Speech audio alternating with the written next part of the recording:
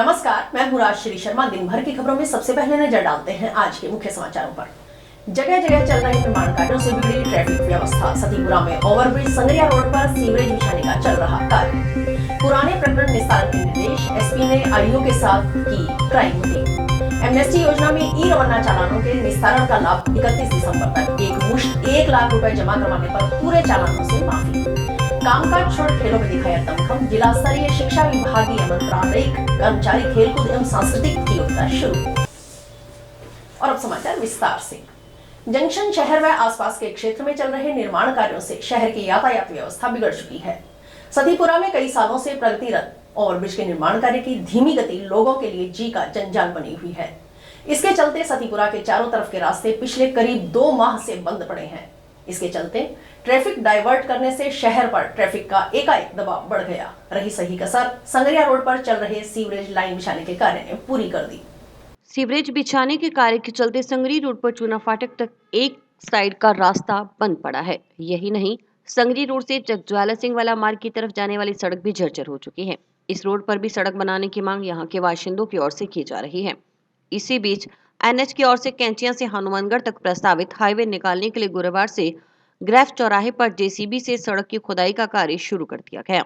इससे वाहन चालकों को आवागमन में परेशानी का सामना करना पड़ा। हालांकि बाद में एनएच अधिकारियों ने ट्रैफिक की व्यवस्था बिगड़ने की संभावना के चलते एक बार इस कार्य को रोक दिया।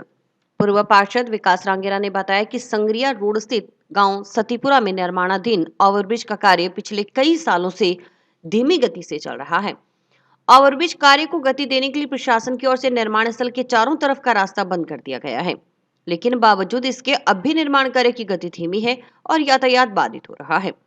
शहर के बाहर से निकल रहे बाईपास पर हाईवे निकालने के लिए एनएच की ओर से सड़क को चौड़ा करने के लिए खुदाई शुरू कर दी गई है। मुख्य बाजार में संगरिया रोड पर सीवरेज लाइन बिछाने का कार्य चल रहा है।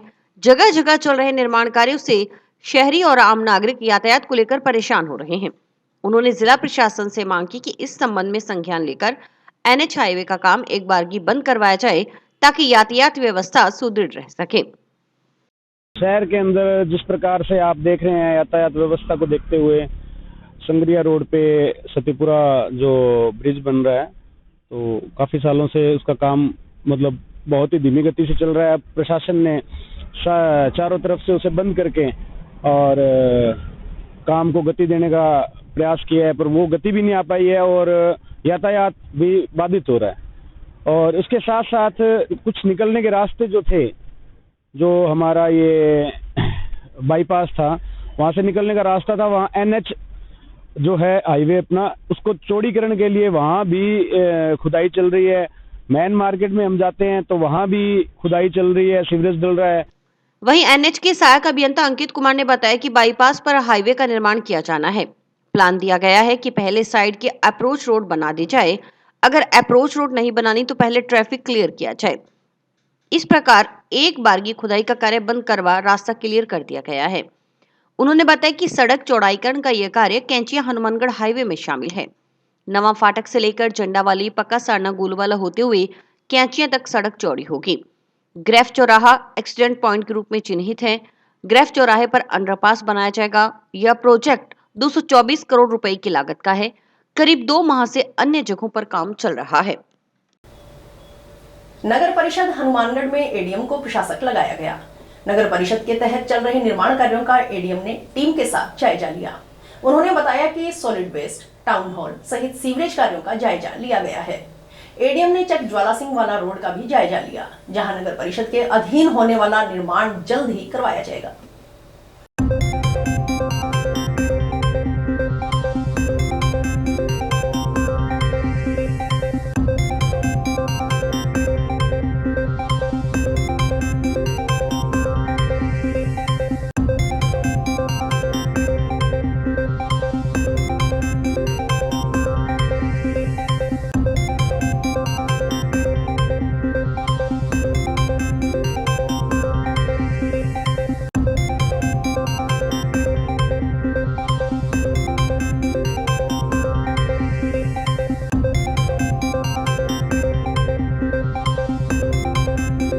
आज हमने कमिश्नर साहब और एक्शन स्टाफ के साथ सॉलिड वेस्ट प्लांट देखा था और वहाँ पर वो काफ़ी अभी स्टार्ट होने के करीब है।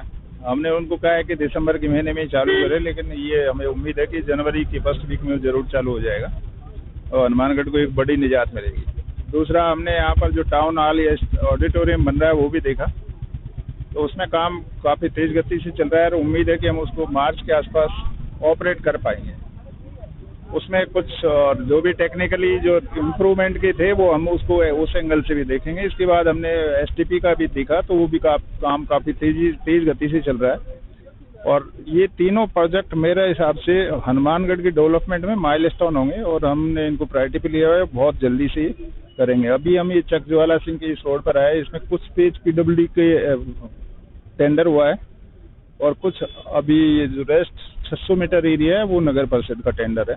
इसमें बहुत जल्दी ही एक आध 2 दिन में ही हम वर्क ऑर्डर जारी करेंगे जो नगर परिषद का एरिया है। और अभी एसपी साहब से बात हुई, वो वहाँ पर अभी कुछ गड्ढे हो रहे हैं, लोगों को असुविधा हो रही है, इसको देखते हुए हम उसमें मोरम डलवा करके इसको मोटरेबल जल्दी कराएंगे और पूरी कोशिश करेंगे कि सिस्टम एक बार थोड़ा सा गति पकड़े।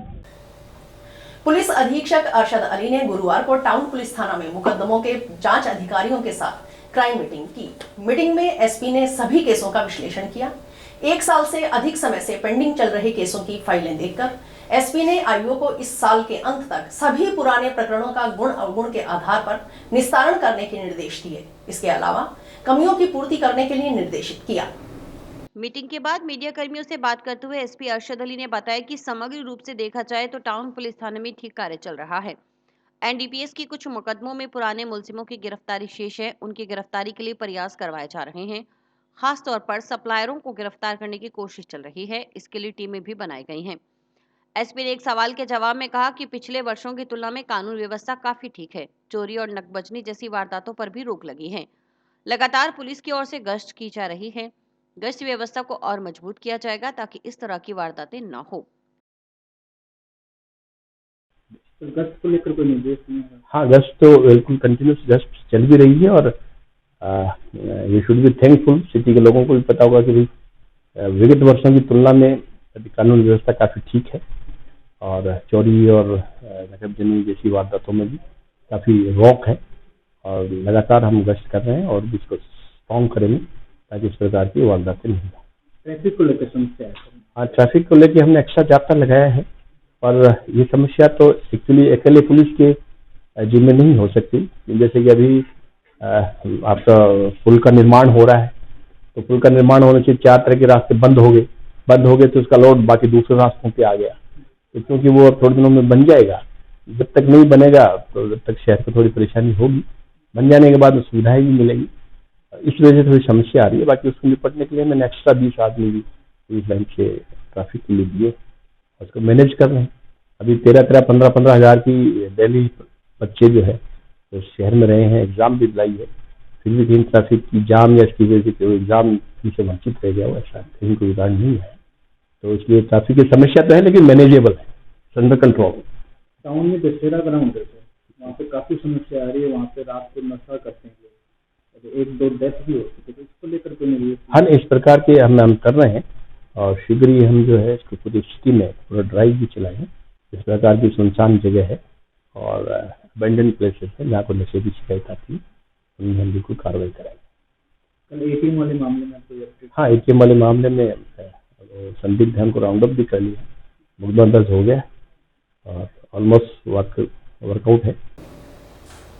राज्य सरकार की ओर से ई रमन्ना चालानों के निस्तारण के लिए बजट 2024 में ई रमन्ना एमनेस्टी योजना लाई गई है। इसमें भार वाहनों पर ई रमन्ना प्रकरणों में चालान राशि जमा करवाने पर भारी छूट प्रदान की जा रही है और अधिकतम जुर्माना राशि 1 लाख रुपए निर्धारित की गई है। जिला परिवहन अधिकारी संजीव चौधरी ने बताया कि खनन विभाग से ई रमन्ना प्राप्त रिपोर्ट के आधार पर ओवरलोड की सूचना के आधार पर विभाग की ओर से कार्रवाई की जाती है। इन वाहनों को विभाग की ओर से नोटिस जारी किए गए हैं।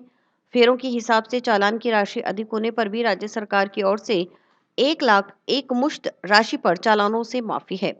ई रमन्ना एमनेस्टी योजना के अंतर्गत खनन विभाग से प्राप्त रिपोर्ट के आधार पर वाहनों को ब्लैक लिस्टेड किया जाता है या उन पर कार्रवाई कर ओवरलोड का जुर्माना वसूल किया जाता है। इसकी अंतिम तिथि 31 दिसंबर है। उन्होंने बताया कि हनुमानगढ़ और नोहर डीटीओ कार्यालय की ओर से कुल 781 वाहनों को ब्लैकलिस्ट किया गया है। हनुमानगढ़ कार्यालय की ओर से 89 वाहनों के मालिकों से 8,49,000 रुपए की जुर्माना राशि वसूल की गई है। शेष वाहनों की आरसी सस्पेंड करने की कार्रवाई के लिए नोटिस जारी किए गए हैं। कुछ वाहनों की आरसी सस्पेंड भी की जा चुकी है। जिन वाहन मालिकों ने ई रवन्ना अमनेस्टी योजना में जुर्माना नहीं भरवाया है, वे 31 दिसंबर तक इस योजना का लाभ ले सकते हैं। उन्होंने बताया कि 1 लाख रुपए एक मुश्त राशि जमा करवाने पर पूरे चालानों से माफी है। ट्रैक्टर के लिए 7500 रुपए एक मुश्त जमा करवाने पर सारे चालान माफ हैं। डीटीओ ने वाहन मालिकों से अपील की कि वे 31 दिसंबर से पहले कार्यालय में आकर राशि जमा करवाएं ताकि छूट का लाभ मिल सके और आगामी कार्रवाई से बचा जा सके। राज्य सरकार द्वारा जो ई रवन्ना एमनेस्टी योजना है, जिसके अंतर्गत खनन विभाग से प्राप्त रिपोर्ट के आधार पर वाहनों को ब्लैकलिस्ट किया जाता है या उन पे कार्रवाई करके ओवरलोड का जुर्माना वसूल किया जाता है, उसकी अंतिम तिथि 31 दिसंबर है। जिला परिवहन कार्यालय हनुमानगढ़ में 48 वाहनों पे ये कई फेरों पे ये कार्रवाई की गई थी, जिसमें से 6 वाहनों से 6.36 लाख वसूल किए जा चुके हैं। अभी भी 42 व्हीकल बकाए हैं, तो उनकी आरसी भी सस्पेंड करने की कार्रवाई की गई, नोटिस भी जारी किए गए हैं। जिन भी वाहन मालिकों ने अभी तक ई रवन्ना एमनेस्टी योजना में जो जुर्माना नहीं भराया है, वो 31 दिसंबर तक इस योजना का लाभ लें। शिक्षा विभाग की ओर से आयोजित की जा रही 2 दिवसीय 51वीं जिला स्तरीय शिक्षा विभागीय मंत्रालय कर्मचारी खेलकूद एवं सांस्कृतिक प्रतियोगिता सत्र 2023-24 का शुभारंभ गुरुवार को टाउन के राजकीय उच्च माध्यमिक विद्यालय के खेल ग्राउंड में हुआ। प्रतियोगिता का उद्घाटन विद्यालय के प्राचार्य सुरेंद्र गोदारा ने विधिवत रूप से किया। प्रतियोगिता में जिले के शिक्षा विभाग के राजकीय विद्यालयों एवं कार्यालयों के मंत्रालय कर्मचारी हिस्सा ले रहे हैं। मंत्रालय कर्मचारियों ने प्रतियोगिता के दौरान हुई वॉलीबॉल, शतरंज, सांस्कृतिक खेलकूद, वाद्य यंत्र, गायन प्रतियोगिता, गोला फेंक, फुटबॉल खेल में उत्साह के साथ हिस्सा लिया। इस मौके पर प्राचार्य सुरेंद्र गोदारा ने कहा कि दैनिक जीवन में खेल को एक आवश्यक गतिविधि के रूप में सम्मिलित कर स्वस्थ रहा जा सकता है। आज ही इस तनाव भरी जिंदगी में खेल हमारे जीवन का एक अभिन्न अंग होना चाहिए। उन्होंने सभी मंत्रालय कर्मचारियों को खेल को खेल की भावना से खेलने का आह्वान किया। दैनिक जीवन में खेल को एक आवश्यक गतिविधि के रूप में सम्मिलित कर हम सब स्वस्थ रह सकते हैं। आज के इस युग में, इस तनाव भरी जिंदगी में, तो खेल हमारे जीवन का एक अभिन्न अंग होना चाहिए और यही मैं कामना करता हूँ। शिक्षा विभागीय मंत्रालय कर्मचारी महासंघ के जिलाध्यक्ष इंद्रजीत शर्मा ने बताया कि जिला स्तरीय प्रतियोगिता के विजेता मंत्रालय कर्मचारी 11 व 12 दिसंबर को मंडल स्तर पर बीकानेर में आयोजित होने वाली प्रतियोगिता में हिस्सा लेंगे। 17 से 20 दिसंबर तक मंडल स्तर पर प्रशिक्षण होगा। इसके बाद डीटवाना कुचामन में 27 दिसंबर से 30 दिसंबर तक राज्य स्तरीय प्रतियोगिता होगी। उद्घाटन प्रारंभिक रूप हुआ, ये 2 दिन चलेगी और विभिन्न इवेंट्स में वॉलीबॉल, शतरंज और सांस्कृतिक खेलकूद और गायन प्रतियोगिता और वाद्य यंत्र बजाना और शतरंज और गोला फेंक और वॉलीबॉल और फुटबॉल इत्यादि जो है वो विभिन्न प्रकार के इवेंट्स में मंत्रालय कर्मचारी का हर वर्ष की भांति राज्य सरकार का ये मंशा रहती है कि जो कार्यालयों में कार्य दायित्व अधिक रहता है और उसके दबाव को कम करने के लिए उनके ऊपर जो है वो अपनी कार्य क्षमता के अनुरूप कार्य कर सके, उसके स्वास्थ्य को ध्यान में रखते हुए ये हर वर्ष आयोजित की जाती है। गुरुवार को विधायक गणेशराज बंसल व निवर्तमान सभापति सुमित रणवा ने संयुक्त रूप से प्रीतम सिंह ढाणी के नजदीक आरसीसी सड़कों का लोकार्पण किया। यह महत्वपूर्ण परियोजना लगभग 60 लाख रुपए की लागत से पूरी हुई है। इस अवसर पर क्षेत्र के ग्रामीणों ने विधायक गणेशराज बंसल और निवर्तमान सभापति सुमित रणवा का गर्मजोशी से स्वागत किया और अभिनंदन समारोह का आयोजन किया। समारोह में ग्रामीणों ने विधायक और निवर्तमान सभापति को माला पहनाकर सम्मानित किया। उपस्थित जनसमूह ने इस विकास कार्य के लिए विधायक के प्रति अपनी कृतज्ञता व्यक्त की। ग्रामीण प्रीतम सिंह ने कहा कि विधायक गणेशराज बंसल ने शहर और गांव को आपस में जोड़ते हुए आरसीसी सड़कों का निर्माण करवाया, जिसकी हमने कल्पना तक नहीं की थी और यह हमारे लिए सौभाग्य की बात है कि हमें उनके जैसा जनप्रतिनिधि। उन्होंने निवर्तमान सभापति सुमित रणवा की भूमिका की भी सराहना की, जिनके नेतृत्व में शहर में कई विकास कार्य पूरे हुए हैं। बताया गया कि इन सड़कों का निर्माण लगभग 1 माह पूर्व पूरा हो चुका था, परंतु आज विधायक और निवर्तमान सभापति के अभिनंदन के साथ सड़कों का लोकार्पण किया गया है। जो इन्होंने शहर में जो हमारे ये सड़क ताया जी के कहने पे 3 के अंजे में आरसीसी रोड और काफ़ी जो विकास करवाए हैं, उनके लिए आज ताया प्रीतम की ढाणी में विधायक जी का और चेयरमैन पूर्व चेयरमैन सुमित जी का धन्यवाद प्रोग्राम रखा हुआ था। और जो आगे भी हम ये मान के चल रहे हैं, जितने भी शहर का या गांव का सब अपने मिलजुल कर काम करवाएंगे। ये आज विधायक जी ने पूरा आश्वासन दिलाया है और सबको साथ लेके चलेंगे। गृह रक्षा प्रशिक्षण केंद्र के 62वें स्थापना दिवस के उपलक्ष्य में चल रहे साप्ताहिक कार्यक्रमों की कड़ी में गुरुवार को छठे दिन रक्तदान शिविर का आयोजन किया गया। रक्तदान शिविर में गृह रक्षा के जवानों ने उत्साहपूर्वक रक्तदान कर मानवता की सेवा में अपना योगदान किया। गृह रक्षा कमांडेंट प्रियंका कड़वासरा ने रक्तदान कर की। मुख्य अतिथि डॉक्टर कीर्ति शेखावत ने रक्तदान के महत्व पर प्रकाश डालते हुए कहा कि रक्तदान महादान है। ये एक ऐसा पुनीत कार्य है जिससे न केवल जरूरतमंदों की जान बचाई जा सकती है बल्कि रक्तदाता भी स्वस्थ रहते हैं। उन्होंने इस आयोजन के लिए गृह रक्षा संगठन की सराहना की। गृह रक्षा कमांडेंट प्रियंका कड़वासरा ने कहा कि स्थापना सप्ताह के आयोजन ने न केवल जवानों के उत्साह को बढ़ाया है बल्कि समाज में सामूहिक जिम्मेदारी की भावना को भी प्रोत्साहित किया है। उन्होंने बताया कि स्थापना सप्ताह का समापन शुक्रवार को होगा। समापन समारोह पर सांस्कृतिक कार्यक्रम का भी आयोजन होगा। इस मौके पर गृह रक्षा के जवानों को उनके अनुकरणीय कार्यों के लिए सम्मानित किया जाएगा। आज मैंने रक्तदान 11वीं बार किया है। आज मुझे देखकर वापस वही हर्ष महसूस हो रहा है जैसे मुझे पहले भी यानी ये महसूस हुआ था। आज मेरा ये भी निवेदन सभी लोगों से है कि खून देने से कभी शरीर के अंदर किसी चीज़ की कमी नहीं होती है, बल्कि दूसरे को भाइयों को कोई एक्सीडेंट में हो जाए उसको ये खून एक अमृत के रूप में काम करता है। मेरा सभी भाइयों से सभी प्रदेशवासियों से निवेदन है कि अगर कोई भाई अगर किसी को रक्तदान करता है तो उस जैसा भला और इस जीवन में कुछ नहीं हो सकता। रक्तदान का प्रोग्राम रखा गया है जिसमें हमारे जवान बढ़ चढ़ कर भाग ले रहे हैं। मेरी उम्र 52 साल हो गई और मैं 50 से 60 बार तक खून दे चुका हूँ। इसमें ये रक्तदान सबसे बड़ा दान है जो कि किसी गरीब अन्य किसी की जान बचाने के काम आता है। तो मेरा कहना यही है जो दे सकता हो खून रक्तदान करे और हमारे जवान हैं जो बढ़ चढ़ के इसमें भाग ले। हमारे आज यहाँ कार्यालय के अंदर गृह रक्षा प्रशिक्षण केंद्र मानगढ़ के अंदर रक्तदान शिविर लगाया गया है जिसमें मैंने 5-6 बार पहले खून दे चुका हूँ और किसी की भलाई के लिए ये काम कर रहे हैं। तो आज हमारे जो हेड ऑफिस मानगढ़ है वहाँ पे रक्तदान का शिविर लगाया गया है। हम बढ़ चढ़ कर खून दे रहे हैं। सभी भाइयों से मेरा यही निवेदन है कि इस शिविर के अंदर ज़्यादा से ज़्यादा भाग। समाचार अभी और भी है, देखते रहिए स्काई चैनल।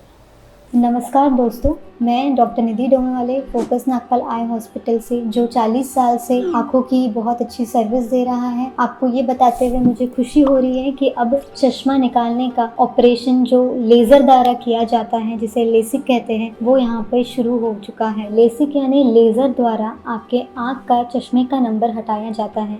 ये चश्मे का नंबर हटाने के लिए लेज़र किरणों का प्रयोग किया जाता है। हमारे यहाँ हनुमानगढ़ में आधुनिक तकनीक की मशीनें हैं जो FDA अप्रूव्ड है, जो आपकी आंखों के लिए बहुत सुरक्षित है। बिना नुकसान के आपका चश्मे का नंबर हट जाएगा। लेसिक ऑपरेशन से मरीज़ को घबराने की कोई ज़रूरत नहीं है क्योंकि इस ऑपरेशन में आपको आँख में कोई टीका लगवाने की ज़रूरत नहीं है। हम आँख को एक ड्रॉप यानी एक दवाई के द्वारा सून करेंगे, उसके बाद आपका ऑपरेशन होगा जो कि 10 से 15 मिनट में हो जाएगा। चलो आए लेसिक ऑपरेशन के द्वारा अपनी नई ज़िंदगी की शुरुआत करें और चश्मा से मुक्त हो जाए। नौहर निवासी एक महिला ने जिला पुलिस अधीक्षक को प्रार्थना पत्र प्रस्तुत कर मामले की निष्पक्ष जांच की मांग की है। पीड़िता ने आरोप लगाया है कि मौजूदा अनुसंधान अधिकारी मुलजिमान के दबाव में सही जांच नहीं कर रहा और प्रकरण में मौजूद महत्वपूर्ण साक्ष्यों को नजरअंदाज कर रहा है। इसके अलावा मुलजिमान ने पीड़िता को नशा देकर उसके प्लॉट और घर के दस्तावेजों पर हस्ताक्षर करवाकर संपत्ति हड़पने की कोशिश की थी। पीड़िता ने यह भी आरोप लगाया कि मुलजिमान ने उसके घर से Mahindra jeep, motorcycle, scooty, jeep, trolley और सोने चांदी के जेवरात चोरी कर लिए हैं।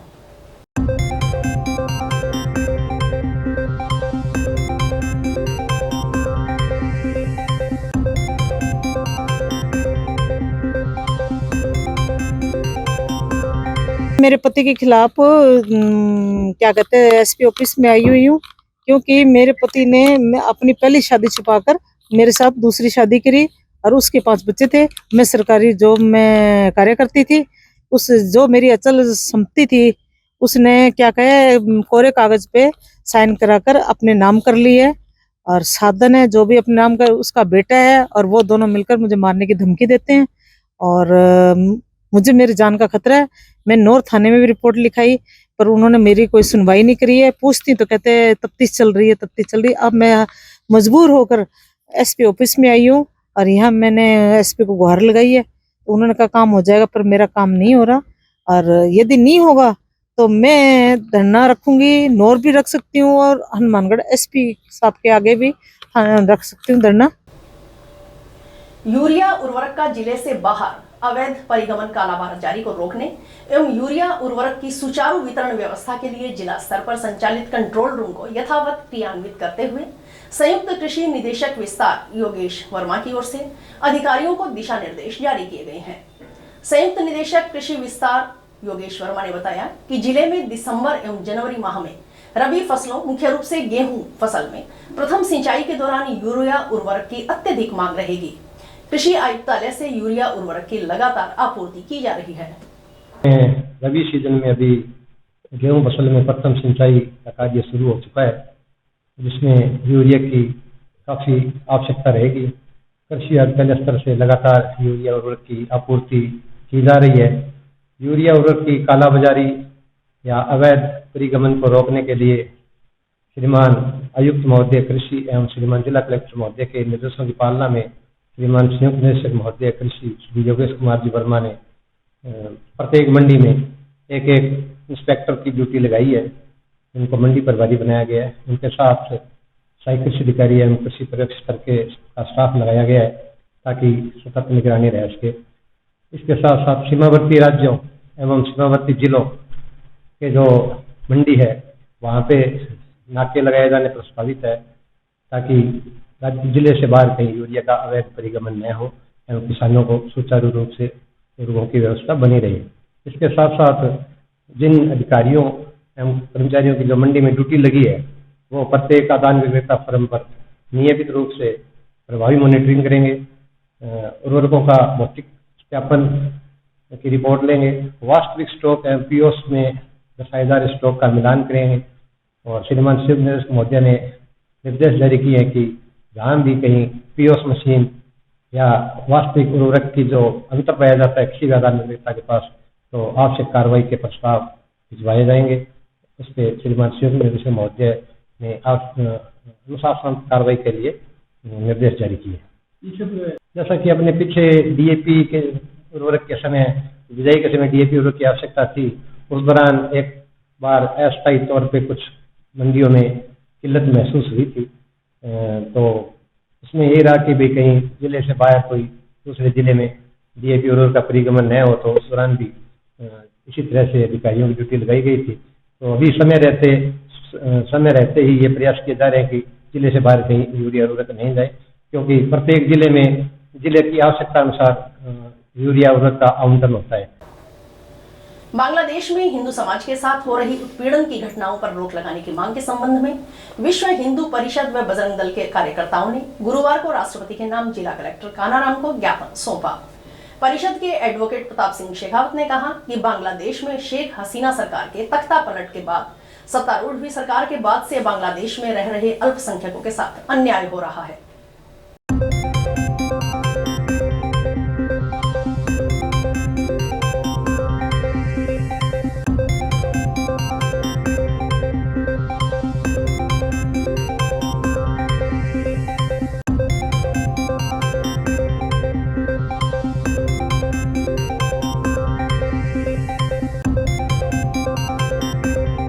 ज्ञापन दिया गया बांग्लादेश विषय को लेकर के। बांग्लादेश में जहां आज एक ऐसी अराजकता की स्थिति बनी हुई है, हिंदू जनमानस को घरों से निकाल करके मारा जा रहा है, महिलाओं के साथ बलात्कार हो रहे हैं, बच्चियों के साथ में अत्याचार हो रहे हैं, और स्थिति इतनी विभत्स हो गई है कि जो कोई भी आवाज़ उठा रहा है उसे बांग्लादेश की सरकार मिलकर के और उनको सरकार के साथ जनता मिलकर के प्रताड़ित कर रही है। जो एस्कॉन टेम्पल के जो कि अध्यक्ष हैं उनको गिरफ्तार कर लिया गया, उनको वकील तक पूरे बांग्लादेश में कहीं से नहीं मिला है। कोई यदि किसी हिंदू ने वकील बनने की कोशिश करी तो उसे मार दिया गया।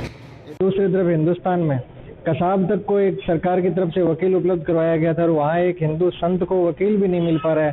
इससे स्थिति को समझा जा सकता है कि बांग्लादेश में बंटवारे जैसी जो 1947 में स्थिति बनी थी वो स्थिति बनी हुई है। हिंदुओं को वहाँ से समाप्त किए जाने के प्रयास किए जा रहे हैं। भारत सरकार से मिलकर आज विश्व हिंदू परिषद भारत सरकार से ये मांग करती है कि बांग्लादेश के विषय में जो हिंदुओं को प्रताड़ित किया जा रहा है के विषय में कठोर से कठोर और सख्त से सख्त कदम उठाएं और ताकि वहाँ के हिंदू जनमानस को बचाया जा सके। राष्ट्रीय राजपूत करणी सेना के अध्यक्ष सुखदेव सिंह गोगामेड़ी की पहली बरसी यहां उनके पैतृक गांव नो डीपीएन गोगामेड़ी में मनाई गई। इस अवसर पर उनकी प्रतिमा का अनावरण भी किया गया, जिसमें देश भर से आए समाज के लोगों ने भाग लिया। कार्यक्रम में मंत्री राज्यवर्धन सिंह राठौड़, सांसद ब्रिजभूषण, सादुलपुर विधायक मनोज न्यांगले, भादरा विधायक संजय बेनीवाल और पूर्व संसदीय सचिव जयदीप सहित अनेक विधायक और जनप्रतिनिधि मौजूद रहे। इस मौके पर वक्ताओं ने कहा कि सुखदेव सिंह शेखावत ने हमेशा गरीबों और पिछड़े लोगों की सेवा की। वे अंत समय तक पीड़ितों की सेवा करते रहे। भले ही कातिलों ने उनके शरीर को मार दिया, लेकिन उनके विचार हमेशा लोगों के जहन में रहेंगे। सुखदेव सिंह की पत्नी शीला शेखावत ने कहा कि उनकी पहली बरसी पर जिस प्रकार देश भर से आए सभी समाज के लोगों ने उनका मनोबल बढ़ाया है, वे सदैव उनके आभारी रहेंगे। गोगामेड़ी हत्याकांड की एनआईए द्वारा की जा रही जांच पर टिप्पणी करते हुए शीला शेखावत ने कहा कि अगर एनआईए ने हाथ खड़े कर दिए तो फिर समाज अपने तरीके से हत्यारों को सजा देगा। उन्होंने कहा कि हमारा समाज बदला लेना। मंत्री राज्यवर्धन सिंह राठौड़ ने कहा कि जल्द ही एनआईए की जांच में साफ हो जाएगा कि हथियार कहां से सप्लाई हुए थे तथा हत्याकांड के पीछे मुख्य सूत्रधार कौन है। ढोल नगाड़ों और भव्य आतिशबाजी के साथ दिवंगत सुखदेव सिंह गोगामेड़ी की प्रतिमा का अनावरण किया गया। प्रतिमा पर हेलीकॉप्टर से पुष्प वर्षा की गई। कार्यक्रम में सुखदेव सिंह की दोनों बेटियां भी मौजूद रहीं। जो आप आज इतनी बड़ी संख्या में हमारे एक बुलावे के साथ आए हैं, आपका हृदय से धन्यवाद। अपनी इस बेटी को, अपनी इस बहन को हमेशा आप लोग ऐसे ही आशीर्वाद देते रहिए। और इतिहास गवाह है, जब हमारा समाज एक हुआ है तो निश्चित ही कोई ना कोई जीत मिली है। युवा अवस्था से ही सुखदेव जी ने समाज की जिम्मेदारी संभाली और समाज को मजबूत करने का काम करा। जब कभी किसी ने इतिहास को तोड़ मरोड़ करने की कोशिश करी तो देश का ध्यान उस तरफ खींचा। उन्होंने समाज को एक दिशा दिखाने का काम करा। हमारे नौजवानों को समाज, राष्ट्र, उसके लिए समर्पित होना, ये एक संकल्प लेना चाहिए। एक योद्धा की श्रद्धांजलि। मैं कर्म से भी योद्धा हूँ, धर्म से भी योद्धा हूँ, जन्म से भी योद्धा हूँ। और योद्धा चाहे किसी भी समाज का हो, वो राष्ट्र के लिए जीता है। और इसीलिए आज जो श्रद्धांजलि के रूप में आज हमें शपथ लेने की जरूरत है, और वो शपथ है कि सर्व समाज को मजबूती देते हुए राष्ट्र को मजबूत करने। जिन्होंने उनका कत्ल करा, जिन्होंने उनको मारा, उन्होंने एक गलती करी। उन्होंने शरीर को तो खत्म करा, लेकिन नाम अमर हो। और मारने वालों को ना पहले कोई जानता था, ना आगे कोई याद करेगा। वो खाक से उठे थे, खाक में मिलेंगे। कुछ लोगों को पकड़ लिया गया है, तहकीकात एनआईए के हाथ में है। हथियार कहां से सप्लाई हुए थे उसके ऊपर पूरी जांच हो रही है। अभी एनआईए की जांच चल रही है। विधिक प्रणाली पे हमें पूरा भरोसा है। जिस दिन ये हाथ खड़े कर देंगे एनआईए, उस दिन हम अपने तेवर दिखाएंगे और अपना जो मजबूती है वो भी दिखाएंगे। करणी सेना का वही कार्य रहेगा। शोषित, पीड़ित, वंचित जितने समाज के हैं, वर्ग के हैं, उनको साथ लेकर के चलेंगे और सदैव उनके साथ खड़े रहेंगे।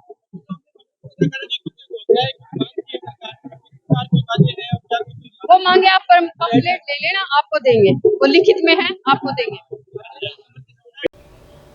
अंतर्राष्ट्रीय स्वयंसेवक दिवस के अवसर पर महात्मा गांधी स्मृति राजकीय जिला अस्पताल हनुमानगढ़ में नेहरू युवा मंडल हनुमानगढ़ के युवाओं द्वारा मरीजों को अल्पाहार वितरित किया गया और मरीजों की सहायता की गई। मंडल अध्यक्ष विजय कुमार मोयल ने बताया कि स्वयं सेवा लोगों को समाधान का हिस्सा बनाती है। स्वयं सेवा लोगों और समुदायों को उनके विकास में भाग लेने का मौका देती है। नशे के विरुद्ध संग्राम में अपनी भागीदारी देने का भी आग्रह किया।